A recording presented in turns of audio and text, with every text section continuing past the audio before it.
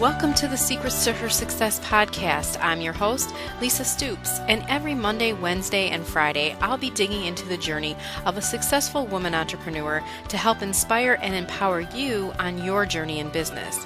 And listen, hey, I love your feedback, so please leave a review on iTunes, and don't forget to subscribe to the podcast so you don't miss any of the ladies I have lined up for you. Welcome to another episode where I interview an amazing entrepreneur lady to hopefully inspire and empower you along your journey in business. So today I'm excited to have Kim McGann with me. Kim is the owner of Blush Brides and the founder of Wedding Entrepreneurs Academy. Kim is a multi-award winning business owner who transformed her meager wedding makeup business into a six-figure thriving success, all from home. And now she teaches others to do the same. Welcome, Kim, and thank you so much for being my guest today. Thank you so much for having me. I'm excited. I'm excited to talk to you today as well. So let's get the ball rolling here. And why don't you let us know a little bit about your business and your background and how you came to be the founder of the Wedding Entrepreneurs Academy for us. Sure, no worries. Well, I guess it starts back when I was 21 years old and working in a beauty salon for somebody else. And, I loved my work, but I also wanted to have my own business. And I recognized that from such a young age. So from there, I went into having my own beauty salons and learning a lot of hard lessons during that time.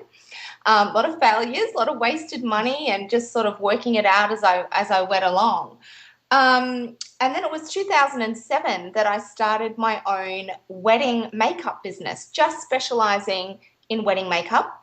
And I did that because by then I had my first baby, and I was really looking for a way that I didn't have to give up the time with her in order to work and earn money and contribute and all of that. So I also wanted to use my skills, of course. So I decided wedding makeup would be perfect because it would allow me to stay at home with her all week and still go out on the weekends to do the work that I love.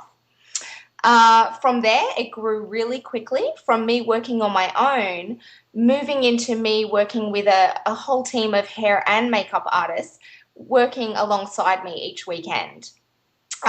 So that's pretty much how Blush Brides evolved to the point where we're actually just about to start selling Blush Brides as a nationwide franchise, which is really exciting. Very. But through all of the journey and setting all that up, I realized that there are a lot of other wedding industry businesses out there who are really struggling to book enough brides and get their message out there, promoting their businesses in the right way, which allows them to also have a thriving wedding business. And that's where I realized I could help and teach them a lot of the content that I've used in my own businesses. You said you owned a salon at first, correct? Is that what you did? And then you transformed, you kind of pivoted and moved a little into just providing makeup services, and that was from home? Yeah, well, I took all the bookings and arranged it all from home. And then on the weekends, we would travel out to the hotel or the bride's home and take hair and makeup there for her on location. Oh, I love that. So it allowed you to stay at home with your child because you just had a baby, right? So Yes. I love that. I love how women, we get so creative when we have babies and we're like, we have to do something here, use our skills and change it around so we can be there for our kids. I love it. And we're definitely not the only ones doing that. Yeah, exactly. Have the best of both worlds. Mm-hmm. So you were growing and then you're turning your attention now to teaching other people how to grow and get more clients. So that's really exciting to help others in that way. So on your journey, do you have something that, obviously you've been through a lot. So can you tell us, has there ever been like some type of a failure, or you felt like, just down, and how did you get over that time or that period? Is there any one situation that stands out? Yes, absolutely. And I share this with the women who come through the academy because it also gives them a hope. One of the things I've found is that women get really overwhelmed with having to balance their new business that they're trying to build up and their family life. And for me, the hardest time was when my Blush Brides business was growing rapidly, and it was in 2010 that we had just won the fastest growing business awards. But I was also heavily pregnant with my third child Woo! around that time. And I was really just struggling to keep up with the amount of brides we were looking after. We were moving into a new house. I was pregnant. And although it was a time that I should have been so happy with our growth, I was also wondering, how on earth am I going to keep up with this? And even, wondering if I had created a monster and if it was worth continuing along. Mm.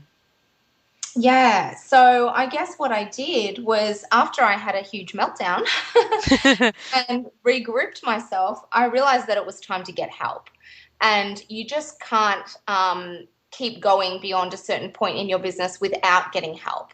And that's where I managed to get more help with my systems. And I had a bookings coordinator help me and take the load off for the time that I had that baby. And she was with me for 3 years. And without her, I don't know if I would have survived because that was a real turning point in my business to allow other people in to help. Oh, I love that. Okay.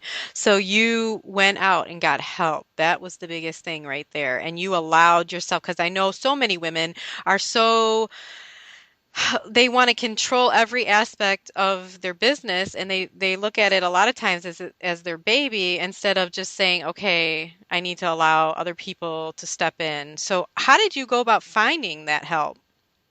Oh, look, honestly, it was really as simple as drafting like the position and what I wanted somebody to do for me. And we really just put an ad in our local paper and had an overwhelming response of people because I was wanting for someone to work in school hours and it was going to be from my home office here in Nelson Bay.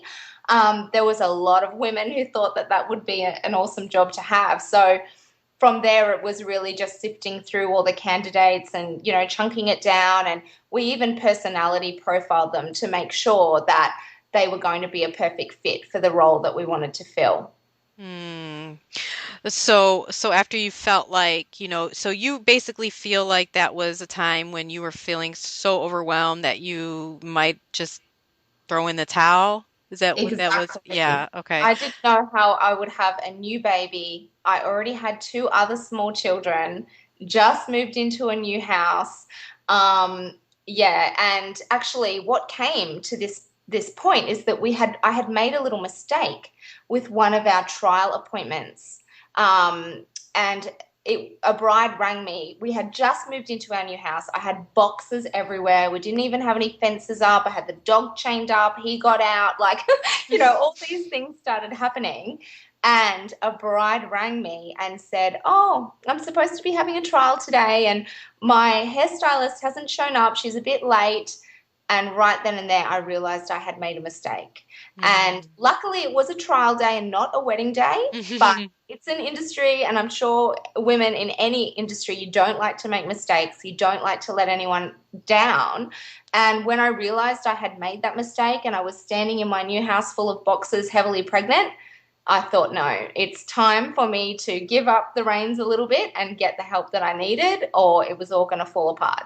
Yes, I love that. I'm so glad that you didn't just throw in the towel and that you I really said, "Okay, I do need help. Let me get the help." So that was great, great Yeah. moving on from that point. So now on the flip side, is there a big, success that you've had that really like transformed your business, or maybe an aha moment or something that was really like, yes, I'm there, I'm really doing well in my business. Was there any particular moment that stands out for you? Yeah, I mean, I guess I've got a couple. I mean, a couple of years ago, I won a big business contest in the States. I won $5,000 off a mentor, and it was a big deal for me to go over to that conference, and there were 700 women from all over the world, and everything from $1 million business owners to smaller people, and in the middle, and basically in front of 700 women from all over the world, I won this business contest and was presented with a $5,000 check. And I guess in that moment, I really thought, wow, like someone else believes in my vision and in me and what I'm trying to achieve. And I guess that was a real confidence booster for me. And also finishing the franchising process, that's been a long, hard 18 months. And before you can even get started to have your business set up as a franchise, there's all kinds of what do you call it, like assessments and things to go through to see if you even have a scalable, franchisable business. So I guess when I passed all those tests and I was told, look, your business is perfect to be franchising, it's going to be amazing. To know what I have been working towards all these years previously, I can really just see it all about to really pay off now, all that hard work that you've put in, and the opportunity to help so many other people in business at the same time is, yeah, amazing. That is amazing, Kim. Wow. So that's awesome. That is so cool that you can go through that whole process and you're going to be able to franchise it. As I know so many people who there are people out there that can't get there, so that's really really a great accomplishment and kudos for you there. Thank you. So back to your journey here. I would love to know what inspires you and motivates you to keep going. Do you have any special quotes? Do you read any books? Do you do anything that helps you in that area? I think one of the best things that keeps me motivated is my vision board. I'm sure a lot of women listening to this probably have a vision board, and if they don't have one, I recommend they do. And I have it here. I'm looking up at it now on the wall of my office, and it's just a combination of things that I'm really proud of in my past that I've already done, like winning the contest. There's that picture of me receiving my check, and I can look at that and remember that time, and it just keeps me motivated to keep going. I have some quotes up there. I've also got pictures of holidays and lifestyle things that I want to attract into my life as well. So having a vision board, I think you can look up at it at any time and remember why you're doing what you're doing. I think it's really powerful. That is so true. I need to actually create one myself. I haven't done Yeah, it. amazing. Yes. So, the other thing I wanted to know was you had mentioned that you had kids that, and I do as well, and I find it so difficult sometimes to manage that. And I know that that can be so difficult. Do you have any tips, anything that you can help me and other listeners who have kids? How do we grow our businesses and manage the kids at the same time?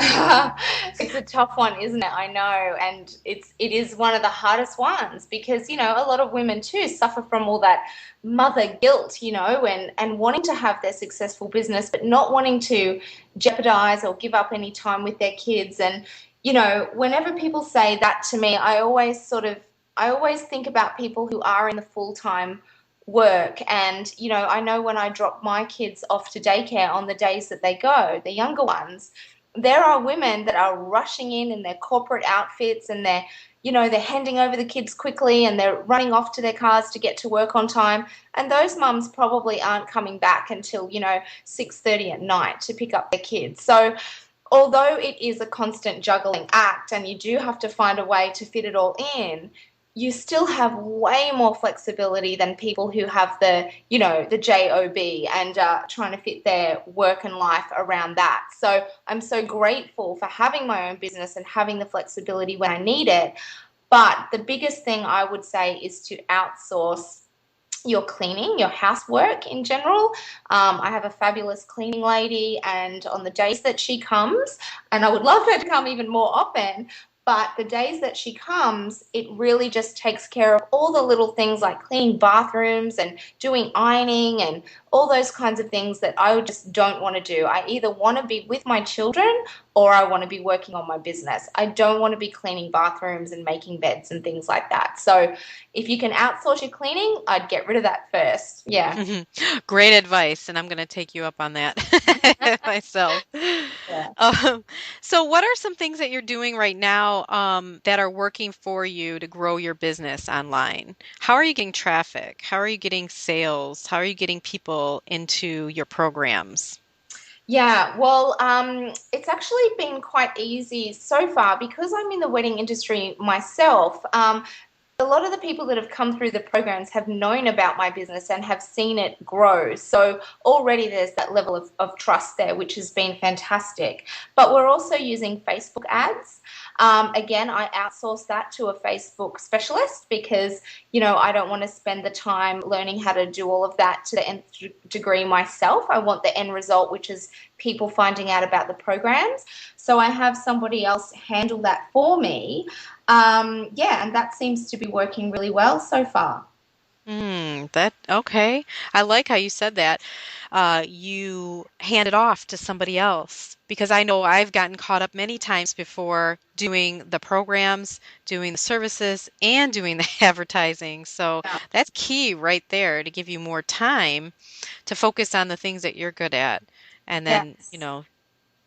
Yeah. yeah. Well, that's something I've had to learn too over time because, when you're in your own business, you do tend to be a little bit of a control freak. But now that I really am managing the two businesses as well, I am really focusing down on what are my strengths and what do I need to do and outsourcing the rest. Right, because you have two different models going on. You have your blush brides, so that's the actual service, right, that you provide to brides. Yeah. That's right, right, yep. Yeah. And Yeah. then you have the whole academy where you're teaching other entrepreneurs how Yes. to grow their business. So you got dual, you have two businesses. So yeah, how do you manage that? How do you go from like, okay, I'm working in, the blush brides and then switch over to the academy. I mean, do you separate any like I'm going to work on this part of the business for a certain part of the day or anything like that? I do, I do. And in Blush Brides has been set up since 2007. And so now we have a lot of fantastic marketing automation. We use Infusionsoft. Have you heard of that? Mhm. Yeah, so that's really great with handling all our leads and things that come through. So I'm more managing the bookings and doing the sales with brides, whereas the actual hair and makeup work, I'm not doing that at all. I have my team of hair and makeup artists that are out doing that. And in terms of the Wedding Entrepreneurs Academy, it's really a fairly new business. So, yeah, I need to make the block time where I work on getting all of the website stuff all together. And we have mastermind groups that are currently running. So, if you could see my office, I have a big calendar and I really make sure that everything is planned out and spaced well so that I have the time that I need and I don't become overwhelmed with what I need to do. So you plan every day out and Yes. Yeah. you And I have a do big have the block time where I'm doing one business at a time. I like that because I really don't do well multitasking. So and I know I have a couple projects going on as well. So I just need to block time Yes. and work dedicated to each situation so that they don't or each project so they don't slip through the cracks. Yeah, right down to each task. If I say I'm Um, writing a new ebook or something like that, I will sit down and only do that, until it's done, rather than a little bit here and there. Because I find when, other things are popping up, you get nowhere fast and you end up with a whole stack of things only half done or started. that is so true too. That does happen and that happens to me. So yep, I will have to remember that as well. When you first started out, though, you're speaking to even some of our listeners are probably women who definitely are juggling the job and the business and families. I know that there are listeners out there that are doing that. What do you have any advice? Were you working a job when you were working in the salon before you started your own? business? I was working in a salon full time. And basically what I did was I just started up looking after a few clients at night. And really just I worked all day in the salon, and then I would come home and say from 6:30 till 9:30 at night I'd be waxing legs or doing a manicure or something like that, after hours, until I was able to just, they will say take that leap and leave my job. And that way Mm. I was able to build up some clients during the day as well. So you built up some clients and then you just took the leap because Yes. that is what I'm hearing from people to other Yeah. people. Just that you have to just take that leap and then you'll free up your time and be able to create more Yeah, income. exactly. Yeah, because obviously the more time you're focusing on building your business, the faster it's going to happen. Is there any software, or I know you mentioned Infusionsoft, but is there any other tools that you use in your business that you couldn't live without? Um, I love my accounting system. I used to use MyOb. I don't know if you have MyOb over there. Well, you probably do. But my accounting system now is called Zero. And I would have to say the numbers part of the business is what I enjoy the least. But Mm. Zero makes it so easy because it talks to your bank account and it matches up all your regular expenses, and it's just very clean and easy to use. And yeah, I would say I can't live without my Zero and my Infusionsoft. Oh, yeah. I have heard from other people that Infusionsoft is really great. I think I trialed it before and it was so complicated to me. It is Do you, very complicated, and unfortunately, I signed up when it was very complicated as well. But since then, they've made a lot of changes, and apparently, it's much easier now if you sign up now. And yeah, they've made a lot of changes to make it more user friendly. do you have somebody that helps you with that or do you do that yourself? Do No, you I have done it all myself, but this year we will be moving some of that along to get other people in some Infusionsoft specialists here in Sydney that can help you just make sure you're maximizing what it can do for you. Because I'm probably still Mhm. using it, the basics of it, so I want to make sure that I'm maximizing everything I can out of that system. Do you have anybody who works with you on your academy? Do you outsource anything with your academy business? No, not right now. Not yet. Yeah, not right now. It's me, but as it grows, we'll be putting on some coaches, I think. Yeah, to just do all the accountability coaching with the people that go through our programs. I don't want to keep you too much longer, and you've already given us a lot of really great tips and advice and awesome story with your whole journey. So, can you just leave us with one or two pieces of advice that other women can take and grab onto and help them either start up or build their business? Yeah, I mean, if you have some kind of vision or you just know, like I think as women as well, we just know if we're supposed to be doing something bigger, and playing that bigger game. And for me, when I think back in school and all of that, I didn't enjoy school that much and couldn't wait to get out of there. And I don't know, I guess I never really believed that I would be able to create an amazing business. But I jumped in anyway. And through trying and trial and error and the years going by, you really surprise yourself at what you are capable of and what you can achieve. And just by trying and keep on going, you get stronger and stronger. And I would just say for anybody that does have that little glimmer inside of them that they should be doing what they would love to do and make a business out of it, just go for it. Don't listen to all the babble in your head that is telling you you can't, because you'll be surprised when you can. So, work with a mentor, learn from others, and just write out that vision and keep taking steps towards it.